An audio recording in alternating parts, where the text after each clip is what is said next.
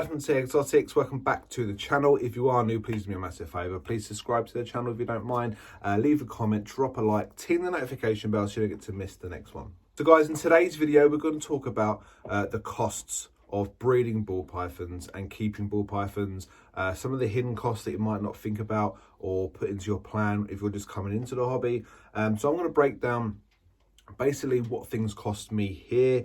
Obviously this video is very specific and unique to me only. What things cost me may not necessarily cost other people, of various different sort of breeder stages, whether you're a small time breeder, a medium breeder, or a massive breeder.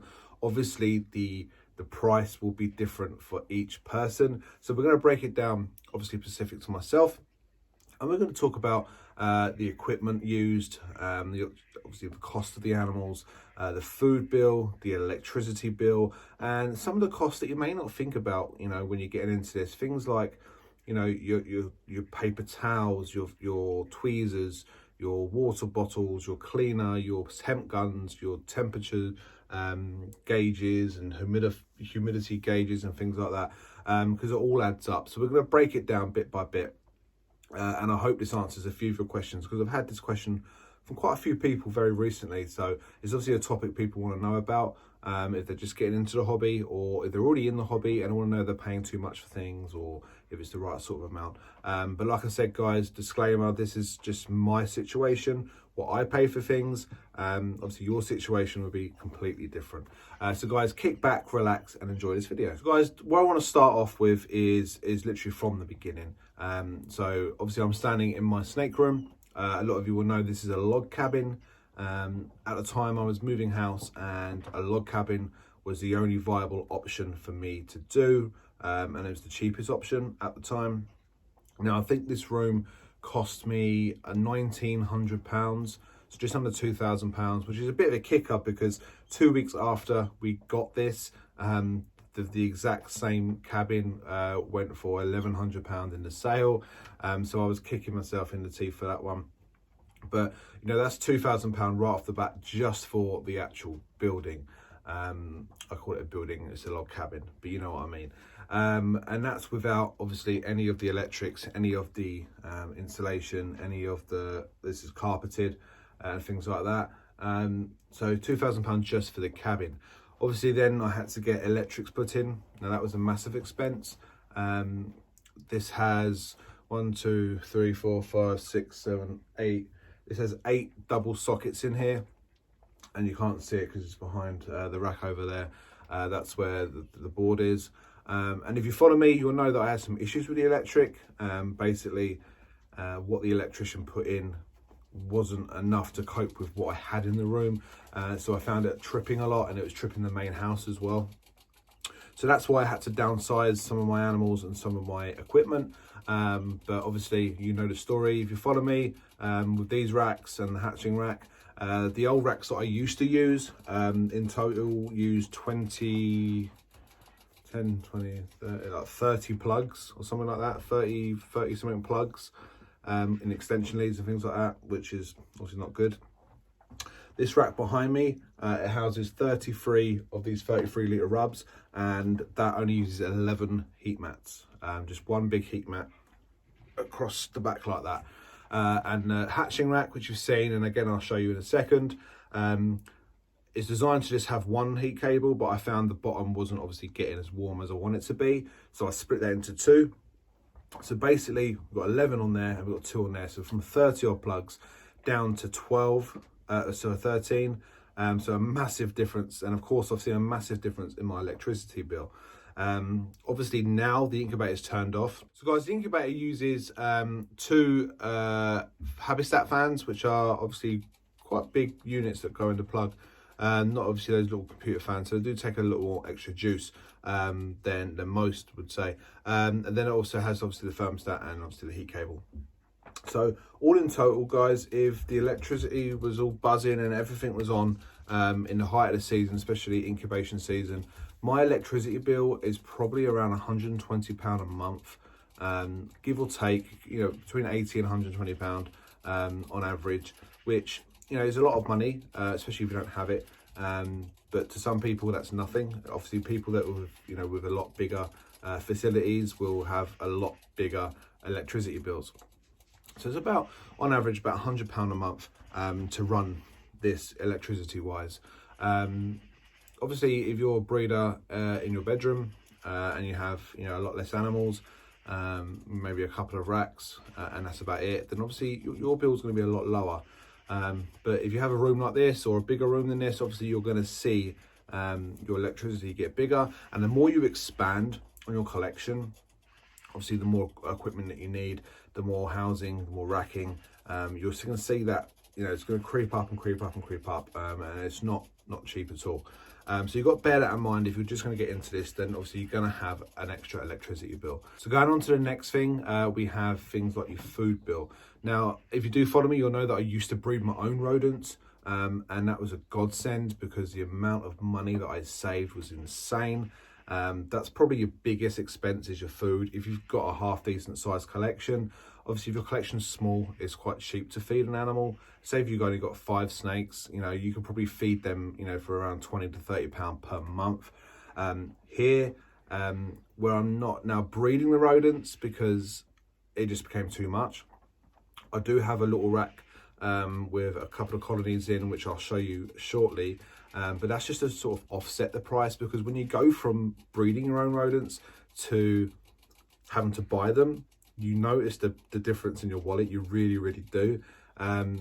So if I didn't breed my own rodents at all and bought completely frozen, for the amount of snakes that I have, I have 3, 6, 9, 12, 34, 15, 16, 17, 60. So I have at the moment about 110 animals, all in total with the babies as well. Now obviously they've got to feed every week, or around every week. So that's 110 mouths to feed, 110 rodents that I need to buy in every week. Now if I was just purely buying them frozen, depending on where you get them from, because obviously prices will vary, but I could be looking at £200 to £300 a month on food. Now that's an incredible amount of money, and don't forget you're already spending £100 on your electricity bill. So you could be looking at anywhere between £300 and £400 a month just to power the room and to feed your animals. Don't forget, of this sort of size, if you're smaller breeder or less animals, it would be less, and if you're higher, you know the drill. So you've got to take that in consideration. That's why a lot of people choose to breed their own rodents, because although there's a cost involved, with your bedding, your equipment, the housing of the rats and things like that, it's still a hell of a lot cheaper every month. It only really requires your time, a bit of extra time to clear them, to clean them out, and to make them fresh and smelling nice, and to rotate babies and parents and things like that. It is a whole different video on rat breeding, but that's something you've got to take into account. If you want to breed your own rodents, go ahead and do it, but do it because it makes sense for you.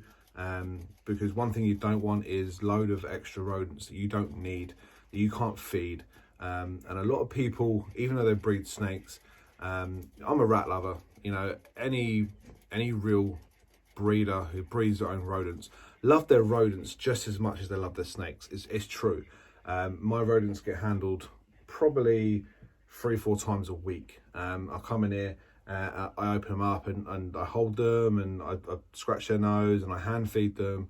But I enjoy doing that.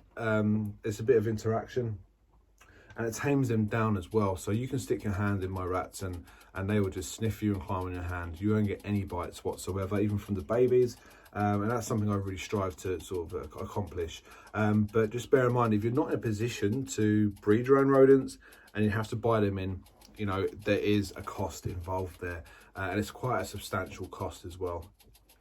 So we've covered electricity, we've covered the room, we've covered the feeding.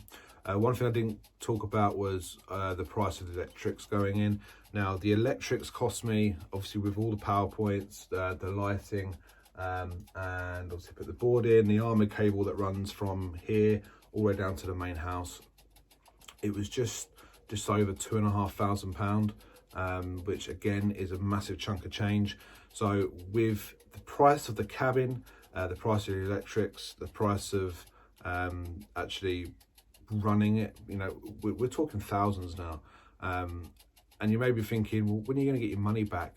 And the real short answer of that is, I'm not anytime soon anyway. Because I had to downsize, obviously a lot of my good animals, you know, the higher end stuff, you know, I sold them to recoup some money. A decision I regret completely.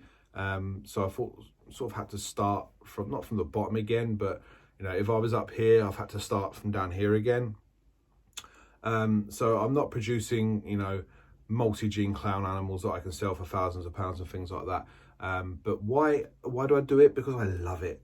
I really wouldn't care. You know, what I'm doing now is what I'm happy doing. These animals in here aren't the most exceptional, you know, gene-wise. I've got some in here that are really good, obviously, that I've bought in. I've got some that are on their way in the future. But I'm not making the sort of money that you guys might think I am, to be able to go and buy out, you know, thousands of pound animals and this, that and the other. Doesn't work like that. You really need to make money out of this business. You really need to, and I call it a business. It's not a business for me. It is a hobby. What little money I do make does go straight back in. It does cover the cost of food, of, you know, the electricity bill, and things that I need. Extra things that I need. Now, the extra things that you need, that you might not think about, are things like, you know, temperature guns, things like this. You know, that little thing there was like 25 quid. You know, it's only 25 quid, but that's £25 for that. You know, it's crazy. Things like scales, tubs, things like egg boxes, label makers. I'll show you in a second, but I've got like little drawers that I keep things in. I've got a tub full of like extra bits and bobs that I need, like extra labels, extra stickers, things like that. It all does add up, and you might not think about it. Like the radiator, you know, that was obviously an expense. The air blower, that was like 80-90 pound. Fans in here and things like that. You got to think about things like that if you're having your own sort of facility, if that's what you want to call it, that you've got to control. It is a massive expense, guys, so don't go into it thinking it's not going to be, because you will be severely whipped in the ass if you think that you could do something like that and not pay for it, literally pay for it. It is going to cost you money, and obviously with family, with children, it does all add up. It really does. Things like YouTube, people ask me, is YouTube worth doing? Do you make a lot of money on YouTube? Short answer, no. I hardly make anything on YouTube. I'm not gonna lie about it. I probably make £60 a month through YouTube, which is nothing, but that does go towards the food bill. So I'm bringing you videos, which is something I love to do anyway, and I'm getting a small little chunk back, and I'm transparent. I don't hide anything. I'm not like a lot of other people that will fob you off and things like that. I'm as transparent as they come. So I earn about £60 through ad revenue. If I had more views on videos, then obviously I'd make more money. But I don't do YouTube for £60 a month. Come on, guys. I do it because I love doing it.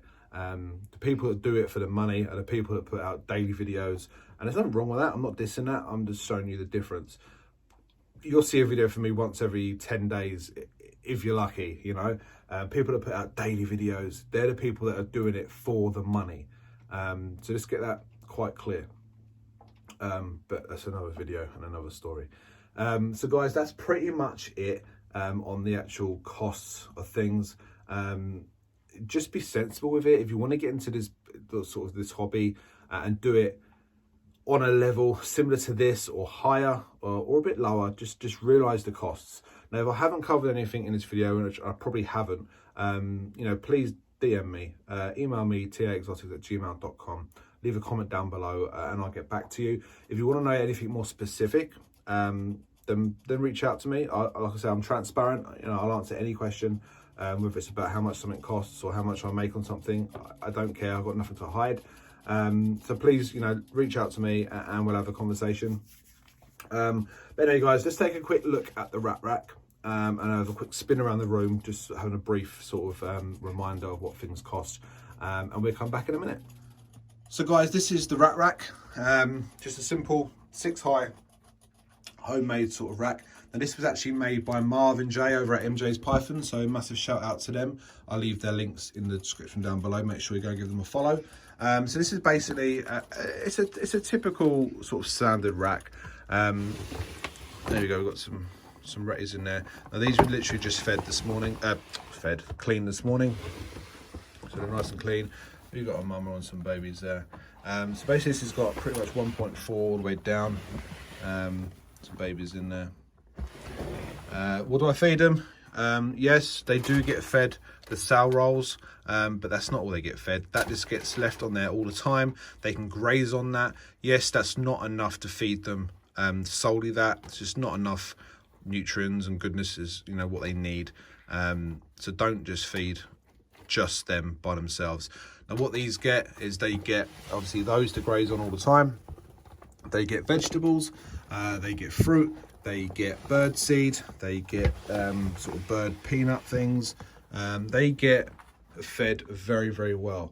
I haven't put any of that stuff in there yet because one, I need to go shopping, and two, they've only just been cleaned. So I will do that later on.